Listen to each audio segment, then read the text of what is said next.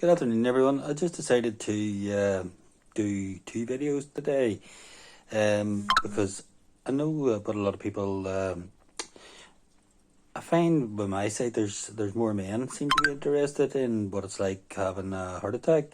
So I've decided to make this video maybe a longer one, taking into account what the heart attack symptoms in men is. Unfortunately, before I go any further, this is just to tell you that I'm not a doctor. I don't have any medical examinations or anything like that. So this is just a disclaimer that this is just from my own experience, and it's from a lot of experiences of people that I was in the hospital with. So I would have been talking to about 30 people that were in the couple of wards in the heart ward that I was in.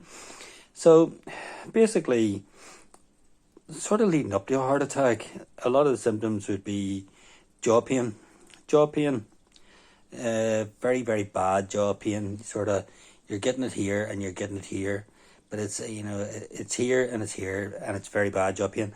It actually feels like toothache. That's why I went to the dentist and had. Because I thought it was an abscess, but it wasn't an abscess because she took x-rays. So I went to the doctor, and the doctor just put it down to neuralgia, whereas the friend's doctor, he took it as a sign of a heart attack, which it is a major sign of a heart attack, and he was sent to the hospital, put in a treadmill, and he got a stent within a week, and he was lucky he didn't have a heart attack, But there's a lot more heart attack symptoms as well. My dad, he had a heart attack, and he used to suffer badly from chest pain. But unfortunately, back in the 70s, they didn't have the sort of equipment they have now. And unfortunately, my dad, he still continued to smoke woodbine. And for any young viewers watching, woodbine was the cigarettes that don't have a tip. Very, very dangerous. And even with high blood pressure, he still smoked. And just talking about high blood pressure, high blood pressure, obviously you get the high blood pressure, that's a heart attack symptom in men as well. But one of the symptoms of a high blood pressure, and funny enough, I had to be taken into hospital with it. This was a couple of years after I had my stent, and I actually thought I was having another heart attack. But it wasn't. It was just a case of really bad high blood pressure, and that is a really, really severe headache. So it is.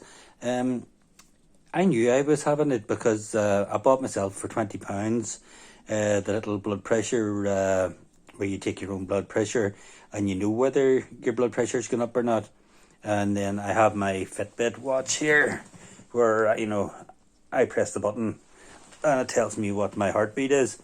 Right, so that's very good as well, because I actually had COVID at Christmas, and I was able to know I had COVID because my heart rate went up. My heart rate went up to 135, and it stayed at 135 for 2 days, and then came down to 117 in the third and fourth day, and then dropped back down to normal.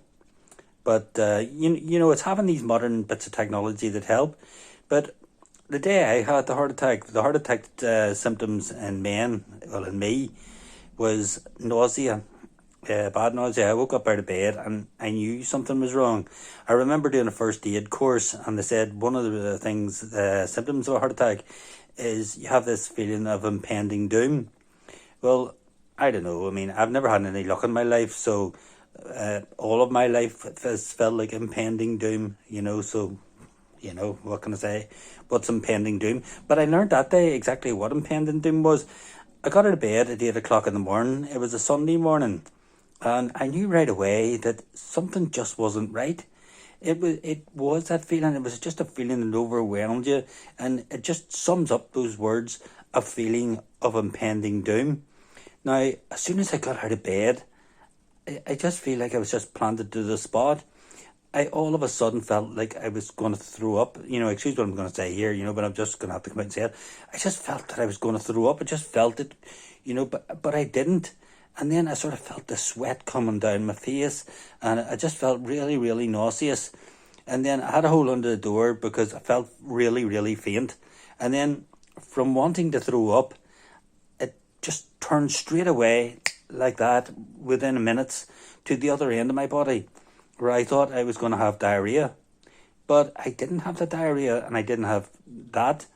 But I knew from my symptoms that something was wrong. So I went into the bathroom and I had a look at myself, and my face certainly wasn't as red as it is now. It was just plain grey. You know, you couldn't even describe your face as white. It was just like grey. It was a grey. It was like a dead person, if you've ever seen a dead person. But it was grey. So I panicked right away and I shouted into the wife, I think I'm having a heart attack. She had the flu at the time and she turned around and said, no, you've probably got the flu. You've got the flu. But I knew. There's one thing about the human body. The human body can tell when there's something wrong. And I knew right away, phone the ambulance.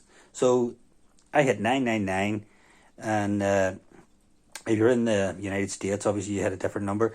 But in the UK, I hit the 999. I came across a lovely girl on the phone and described my descriptions to her. And she said, right, we'll get an ambulance out. And they keep talking to you. They don't just hang up.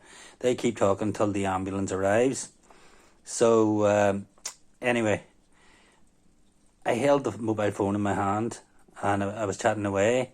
But as I held the phone, I felt a numbness in my fingers and a numbness in the fingers of my other hand as well. I had no real chest pains, but I have spoke to people that I was in the hospital with, and they had chest pains. And the thing is, they actually had chest pains.